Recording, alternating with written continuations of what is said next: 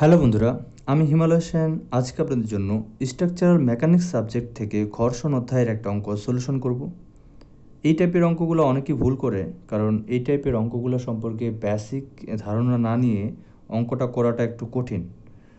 তো চলুন আজকে এই অঙ্কটা সমাধান করে দিব। আশা করি আপনাদের এই টাইপের অঙ্কে কোনো প্রবলেম হবে না। অঙ্কে প্রথমেই বলা হয়েছে, চিত্র অনুযায়ী পি বল ক্রিয়া করলে বস্তুটি পিছলে যাবে নাকি উল্টে যাবে। তো আমাকে এখানে বের করতে বলছে পি বলের মান। মূলত আমাকে এখানে বুঝতে হবে, প্রথমে আমাকে বের করতে বলছে পি বলের মান, এবং তার সাথে সাথে বের করতে বলছে পিছলিয়ে যাবে নাকি উল্টে যাবে। বস্তুটাকে পি বল যদি আমি প্রয়োগ করি এবং বস্তুটা সামনের দিকে গতিশীল হয়, বস্তুটা কি ঘোরাতে ঘোরাবে, মানে পিছলিয়ে সামনের দিকে যাবে নাকি উল্টে সামনের দিকে যাবে। উল্টে বলতে এখানে বলছে ঘুরতে ঘুরতে ঘুরতে ঘুরতে বলতে কি গাড়ির চাকার মতো, গাড়ির চাকা যেমন ঘুরতে ঘুরতে যায় সেভাবে যাবে নাকি পিছলিয়ে সামনে যাবে। এটা আমরা ক্যালকুলেশন করে বলতে পারবো যেটা কিভাবে বস্তুটা গড়াবে। তো সেটার জন্য আমাদের প্রথমে এর একটা ফ্রি বডি ডায়াগ্রাম অঙ্কন করতে হবে, যেই বস্তুটা ফ্রি বডি ডায়াগ্রাম এখানে কীভাবে কাজ করবে। তো প্রথমে যা বলে রাখি যে পিছলিয়ে চলার জন্য আমরা ফ্রি বডি ডায়াগ্রাম অঙ্কন করব, এবং উল্টে যাবে কিনা এটার জন্য মোমেন্ট। পিছলে যাওয়ার জন্য আমাদের বল বিভাজন পদ্ধতি, মানে বল প্রয়োগ করলে যেটা হবে সেটা, এবং উল্টে যাওয়ার জন্য মোমেন্ট পদ্ধতি। এই দুটো পদ্ধতি দুটার জন্য যখন আমরা দুটো বের করব, তারপরে আমরা দেখব পি এর মান, সেখান থেকে বের করব। তো চলুন আমরা অঙ্কটা করি। অঙ্কটা করলে আপনাদের কাছে ক্লিয়ার হয়ে যাবে। তো প্রথমে আমরা দেখব যে পিছলিয়ে যাওয়ার জন্য বস্তুটা যখন যদি পিছলিয়ে সামনের দিকে যেতে চায় তাহলে কি করতে হবে।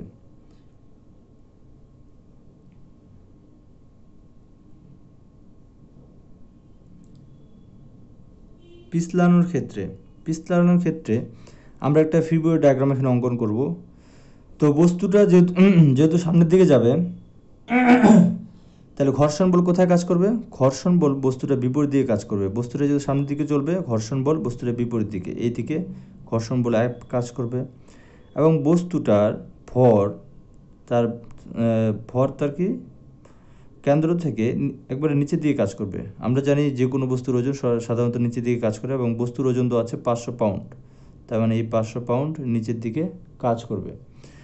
এখন বস্তুটা যেই তলের উপরে আছে, এই তলের উপর লম্বভাবে এই বস্তুর উপর রিয়াকশন বল কাজ করবে, এই বরাবর সোজা। সবসময় মনে রাখতে হবে যে রিয়াকশন বল আর সবসময় কাজ করবে বস্তুটা যেই তলে আছে এই তলের সাথে লম্বভাবে। যেমন এই তলে বস্তুটা আছে, এই তলের সাথে লম্বভাবে রিয়াকশন বল কাজ করবে। তার এখানে কী কী বল কাজ করতেছে, একটা হচ্ছে বস্তুর ওজন যেটা সোজা নিচের দিকে, ঘর্ষণ বল যেটা বিপরীত দিকে, এবং রিয়াকশন বল যেটা উপরের দিকে, এবং এখান থেকে একটা বল কাজ করতেছে। ঠিক আছে, এটা হচ্ছে 30 ডিগ্রি অ্যাঙ্গেলে। তো এটা যেহেতু ভরকেন্দ্র, তাহলে আমি এই অক্ষটাকে ওয়াই অক্ষ, এবং এই ভরকেন্দ্র বরাবর যে অক্ষটা আমি পাবো এটাকে এক্স অক্ষ ধরবো। এটাকে ধরলাম এক্স অক্ষ, এবং এটাকে ওয়াই অক্ষ। তো এটাকে এক্স অক্ষ এবং এটাকে ওয়াই অক্ষ ধরে প্রথমে আমি একটা ফ্রি বডি ডায়াগ্রাম অঙ্কন করব। তাহলে ফ্রি বডি ডায়াগ্রাম কেমন হবে, যে ফ্রি বডি ডায়াগ্রামটা কিন্তু একটু ভালো করে বুঝবেন, নাহলে প্রবলেম হবে। এটাকে এক্স অক্ষ ধরলাম, এটাকে ওয়াই অক্ষ। তাহলে ওয়াই অক্ষ যেটা আছে এটা কি মূলত আর, ওয়াই অক্ষ বরাবর উপরের দিকে গেছে কি আর, ঠিক আছে। আর এক্স অক্ষের বিপরীত দিকে যে কোন বল, এক্স অ্যাপ বল। এক্স অক্ষের সমান্তরালে বিপরীত দিকে অ্যাপ বল, তাহলে এখানে দিব অ্যাপ। এবং এটা এক্স অক্ষ, এটা ওয়াই অক্ষ, তাহলে ওয়াই অক্ষ থেকে 500 পাউন্ড এইদিকে, এবং এখানে কোণ কতটুকু হবে, এখানে কোণ হবে ভূমি এবং হেলানো তল এর মধ্যে যতটুকু কোণ উৎপন্ন হবে, যেমন এখানে 30 ডিগ্রি দেওয়া ছিল, তার মানে এখানেও আমাদের কোণ হবে 30 ডিগ্রি। এটা কিন্তু একটা প্রমাণ আছে, ঠিক আছে। সেই প্রমাণটা আমরা অন্য সময় দেখব। প্রমাণটা কি বলা হয়েছে যে বস্তু ভূমির সাথে কোণতল যতটুকু কোণ উৎপন্ন করবে, বস্তুর ওজন এবং বস্তুর রিয়াকশন এর মধ্যবর্তী কোণটা ঠিক ততটুকুই হবে। আবার বলি, যেই সত্যটা হচ্ছে ভূমির সাথে একটা তল যতটুকু কোণ উৎপন্ন করবে, সেই কোণটা বস্তুর ওজন এবং বস্তুর রিয়াকশন বা প্রতিক্রিয়া বলে মধ্যবর্তী কোণটা সমান হবে। তাহলে দেখুন ওয়াই অক্ষ থেকে 30 ডিগ্রি এদিকে, তার মানে এটা যদি ওয়াই অক্ষ হয়, ওয়াই অক্ষ থেকে 30 ডিগ্রি এইদিকে, এটা একটু ভালো করে খেয়াল করবেন, 30 ডিগ্রি, এবং নিচে পড়তেছে 500 পাউন্ড। আর কি বলাছে আর বলাছে দেখুন, এটা তো এক্স অক্ষের সমান্তরাল, এটা যেহেতু এক্স অক্ষ ধরছে, এটা এক্স অক্ষের সমান্তরাল, তাহলে এক্স অক্ষের সাথে 30 ডিগ্রি উপরের দিকে, তাহলে এটা এক্স অক্ষ, এটার সাথে 30 ডিগ্রি উপরের দিকে কাজ করতেছে। এখানে পি দিলাম, এখানে 30 ডিগ্রি। মূলত আমি সব বলগুলোকে একটা সেন্টারে নিয়ে আসছি। এটা বলে সমতলীয় বল, মানে একটা তল থেকে সব বলগুলোকে কাজ করতেছে। এইভাবে আমাদের অঙ্কগুলো করতে হবে সমতলীয় বল সিস্টেমে, ঠিক আছে? তাহলে একটু ভালো করে দেখুন যে নিচের দিকে বল আসছে 500 পাউন্ড, যেটা ওয়াই অক্ষ থেকে 30 ডিগ্রি এই পাশে, তাই এখানে দিয়ে দিলাম। আর এই অক্ষটাকে আমি ওয়াই অক্ষ ধরেছি, তাহলে ওয়াই ইকুয়াল টু আর, ঠিক আছে? আর এই যে এটাকে এক্স অক্ষ, তাহলে এক্সটা এখানে গেল, এক্স অক্ষ সমান্তরাল এটা, তো এখানে 30 ডিগ্রি মানে এখানে 30 ডিগ্রি। এখন আমরা এখান থেকে ক্যালকুলেশন করব। ক্যালকুলেশন করলে আমাদের প্রথমে এখানে ফোর্সগুলো চিনতে হবে যে ভার্টিক্যাল ফোর্স কোনটা এবং হরিজন্টাল ফোর্স কোনটা। তো এখান থেকে আমরা যদি প্রথমে ভার্টিক্যাল ফোর্স ক্যালকুলেশন করি, summation of vertical force equal to 0, উপরের দিকে পজিটিভ। তো এখানে উপরের দিকে ফোর্স কী কী? উপরের দিকে ফোর্স আছে আর, তার মানে আর পজিটিভ, এখানে উপর দিয়ে দিলাম আর, এবং এটা একটা উপাংশ উপরের দিকে যাবে, আর একটা উপাংশ কি এক্স অক্ষের দিকে। তাহলে এই উপাংশের মান কতটুকু? P sign 30, P sign 30। তাহলে এইটাও যদি উপর দিকে, তাহলে পজিটিভ পি সাইন 30। আর লম্ব একটা বল কি বল, এটাও যদি একটা কৌণিক বল, এটারও দুটো উপাংশ থাকবে, এই পাশে একটা এই পাশে একটা। তো এটার আমি লম্ব উপাংশ নিব। এটার আবার লম্ব উপাংশ কী হবে? এটার লম্ব উপাংশ হবে 500 cos 30। এখানে এখন অনেকেই কোশ্চেন করতে পারেন এখানে সাইন হলো কেন, এখানে কস হলো কেন। আসলে এগুলোর পিছনে কারণ আছে, সেটা বুঝতে হলে আপনাকে এখানে এই ঘর্ষণ অধ্যায়ের প্রথম থেকে বেসিকভাবে বুঝতে হবে, ঠিক আছে? তো তাহলে বলে রাখি যে আমি সামনে 15 তারিখে একটা নতুন ব্যাচ শুরু করতেছি, যেখানে আপনাদের চাকরি রিলেটেড যা কিছু টপিক আসে সবগুলা ধারাবাহিকভাবে ক্লাস করানো হবে। তো আপনি যদি চান সেই ব্যাচে অ্যাড হতে পারেন। সেই ব্যাচে অ্যাড হতে হলে আমাকে হিমালয়েশন ফেসবুক আইডিতে নক করতে পারেন, ঠিক আছে?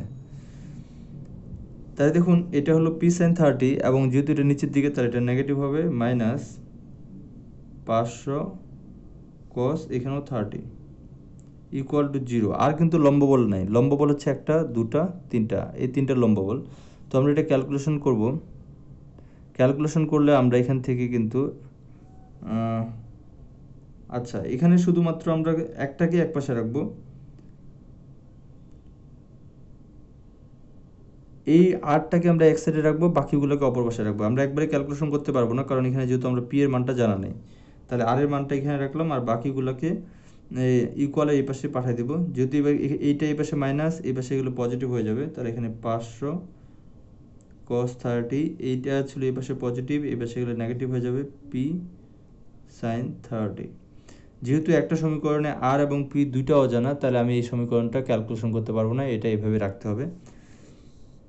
তারপরে আমরা ক্যালকুলেশন করব summation of horizontal force. Summation of horizontal force equal to 0 সাম্যাবস্থার ক্ষেত্রে, এবং ডান দিকের ফোর্সগুলো পজিটিভ। হরিজন্টাল মানে হচ্ছে অনুভূমিক, অনুভূমিক বলগুলোর ক্ষেত্রে ডান দিকে যেটা দেখবো সেটা পজিটিভ, বাম দিকেরগুলো নেগেটিভ। তো ডান দিকে কি বল আছে? আর একটা কথা যে এক্স এবং ওয়াই এটা কিন্তু কোনো বল না, জাস্ট আপনাদের বোঝানোর জন্য আমি দিয়েছি। এটাকে আবার কেউ বল মনে করিয়েন না, তাই আমি কেটে দিলাম। এই যে কৌণিক বল, এটা একটা উপাংশ হচ্ছে অনুভূমিক, তাহলে এটা কি হবে? পি cos 30, এবং এটা ডান দিকে, এটা পজিটিভ, তাহলে আমরা এখানে লিখতে পারবো পি cos 30। আর কি আছে? অনুভূমিক বল। অনুভূমিক বল এই যে অ্যাপ আছে, এটা হচ্ছে বাম দিকে, তাহলে এখানে মাইনাস দেবো, মাইনাস এফ। আরেকটা আছে অনুভূমিক বল, এটাও বাম দিকে, এটা কি হবে? এই যে উপাংশটা, এই উপাংশটা হবে 500 sin 30।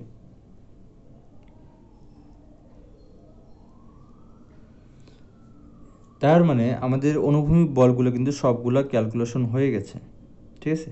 এটা একটা অনুভূমিক বল, এটা একটা অনুভূমিক বল, এটা একটা অনুভূমিক বল। আর তো আমরা এখন এখানে পি cos 30 রাখলাম, এবং ঘর্ষণ অধ্যায়ের আপনারা একটা সূত্র জানেন, এফ ইকুয়াল টু মিউ আর।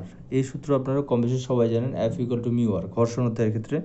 তো আমি এখানে এফ এর মানটা বসিয়ে দেবো, এফ এর সূত্রটা বসিয়ে দেবো, mu R minus 500 sin 30 equal to 0।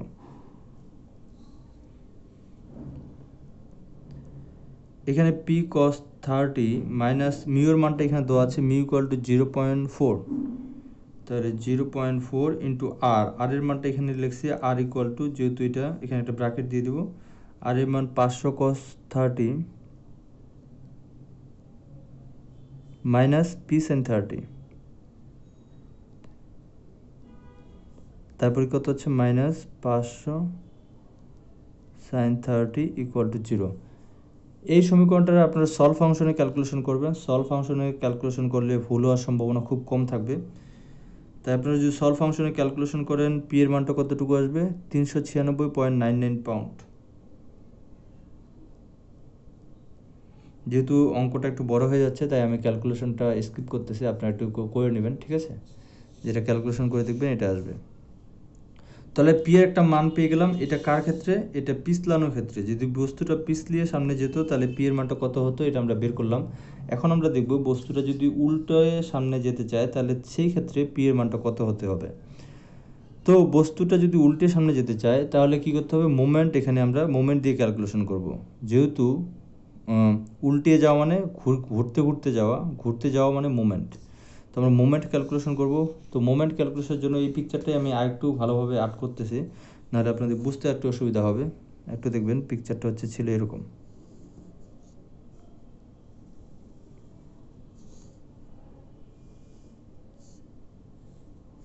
পিকচারটা একটু সবাই ভালো করে খেয়াল করবেন, কারণ মোমেন্ট বের করতে হলে অবশ্যই আপনাকে পিকচারগুলোকে ভালো করে খেয়াল করতে হবে, নাহলে আপনার মোমেন্ট বের করা কিন্তু হবে না। এখানে ছিল পি, এখানে কোণ ছিল 30 এবং বস্তুর ওজন এটা কিন্তু একটু উপরে ছিল। বস্তুর ওজন এই ভরকেন্দ্র হবে, ভরকেন্দ্র মাঝখানে, এবং এটা সোজাসুজি নিচের দিকে পড়বে। এখানে বলছিল 500 পাউন্ড। আর বল ছিল কোথায়? আচ্ছা, এই দুটো ছিল বল, বইয়ে এই দুটো বল দেওয়া ছিল। তার মানে মোমেন্টের জন্য আমাদের শুধু এই দুটো বলই লাগবে। আর এখানে যেটা মান দেওয়া ছিল এইটুকু মান কতটুকু? হাইট ছিল 20 ফিট আর এইটুকু ছিল কতটুকু? 5 ফিট। তো আমরাকে এটা ও বা 0 পয়েন্ট ধরলাম। মোমেন্ট নিব সাধারণত সামনে যে পয়েন্টটা থাকবে এই পয়েন্টে, কারণ বস্তুটা যখন ঘুরতে যাবে তখন এই পয়েন্টকে কেন্দ্র করে প্রথম ঘূর্ণনটা শুরু হবে। কেন? কারণ এই পাশে বল প্রয়োগ করলে এই পাশে মাথাটা উপরের দিকে উঠে যাবে এবং এই পয়েন্টকে কেন্দ্র করে বস্তুটা ঘুরতে শুরু করবে। তাহলে আমরা এই পয়েন্টে একটা মোমেন্ট নিব। তাহলে এখন এখানে লিখব যে উল্টানোর ক্ষেত্রে,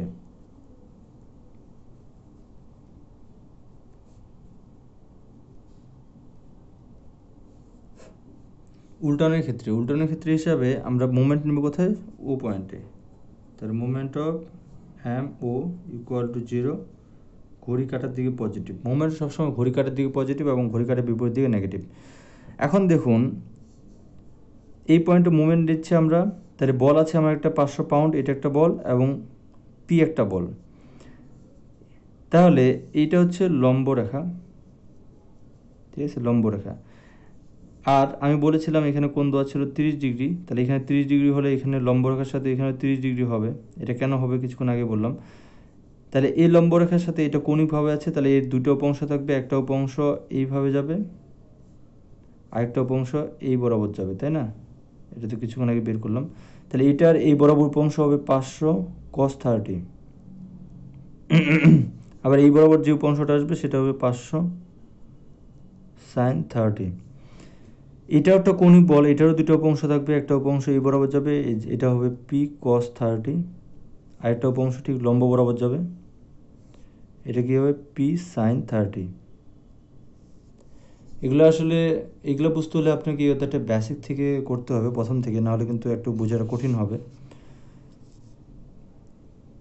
তারপর আমি আপনাদের বুঝে দেওয়ার চেষ্টা করব। তো বাকি অঙ্কটা দেখুন, তাহলে বুঝতে পারবেন। এখন কথা হলো যে আমরা এই পয়েন্টে মোমেন্ট নিব। তাহলে এই যে একটা বল দুইটা বল, এইটা বলে দুটো অংশ আছে, আবার এইটা বলে দুটো অংশ আছে, তাহলে 4টা বলের জন্য আমরা মোমেন্ট এখানে ক্যালকুলেশন করব। ক্যালকুলেশন করলে আমরা মান পেয়ে যাব। এই পয়েন্টে মোমেন্ট ঘড়ি কাটার দিকে পজিটিভ। তো প্রথমে আসি এই বলটা এই পয়েন্টকে কীভাবে ঘুরতে যাবে? এইভাবে ঘুরতে যাবে, তাই না? তাহলে এটা কি পজিটিভ, যেহেতু ঘড়ি কাটার দিকে। এখন কথা হচ্ছে এই পয়েন্ট থেকে এটা দূরত্ব কিন্তু আমাদের বইয়ে দেওয়া ছিল কতটুকু? 15 ফিট। আপনারা যদি বইয়ে পিকচার দেখেন বা আগের পিকচারটা দেখেন, এখানে 15 ফিট দেওয়া ছিল এটা। তার মানে এই পয়েন্ট থেকে এটা ডিস্টেন্স 15 ফিট। তাহলে মোমেন্ট মানে বল ইন্টু দূরত্ব। তাহলে এখানে লিখবো আমরা পজিটিভ পি cos 30 ইন্টু 15।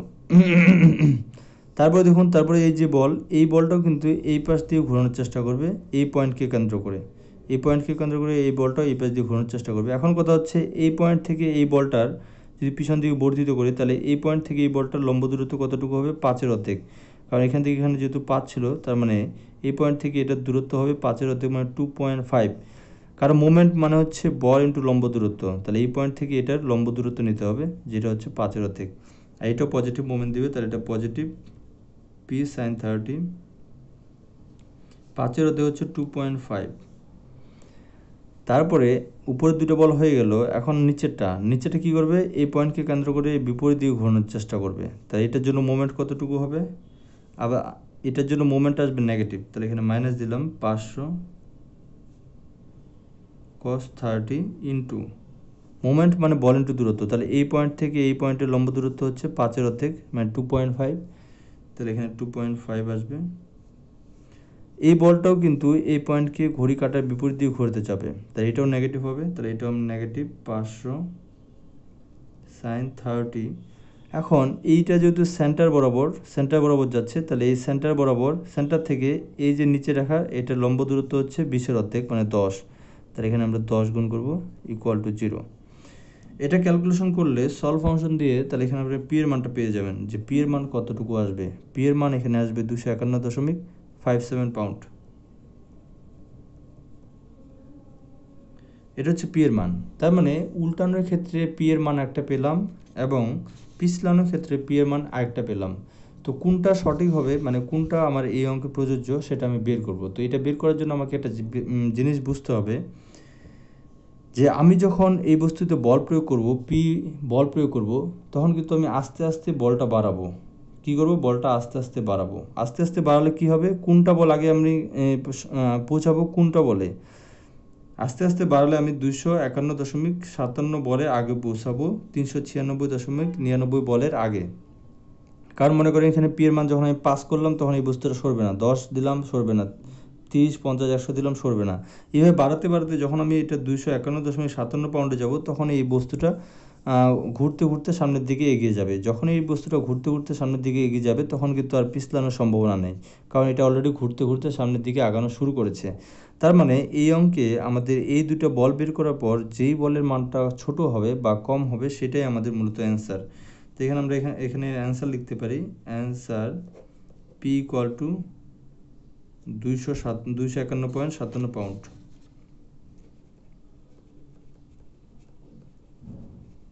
এবং যদি কোশ্চেনে বলে যে উল্টাবে নাকি পিছলাবে, আমাদের তো এখানে বলছিলই, তাহলে আমরা এখানে লিখতে পারবো অতএব বস্তুটি উল্টাবে।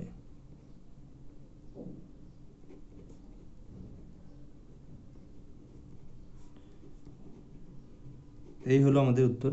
তো আশা করি আপনারা অঙ্কটা বুঝতে পেরেছেন। যদি কোথাও না বুঝতে পারেন তাহলে অবশ্যই কমেন্ট করবেন।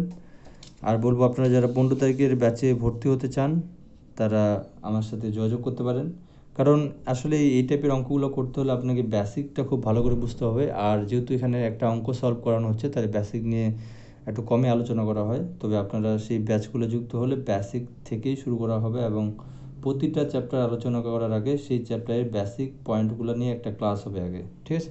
তাই আপনারা সেই ব্যাচে যুক্ত হলে আশা করি আপনার ডিপার্টমেন্টের ভালো কিছু করতে পারবেন। তো আর কারো কোনো কোশ্চেন থাকলে অবশ্যই কমেন্ট করবেন এবং এই চ্যানেলটা সাবস্ক্রাইব করবেন এবং নিয়মিত ভিডিওগুলো পাওয়ার জন্য লাইক ও কমেন্ট করবেন। সবাইকে ধন্যবাদ। আজকে এই পর্যন্তই।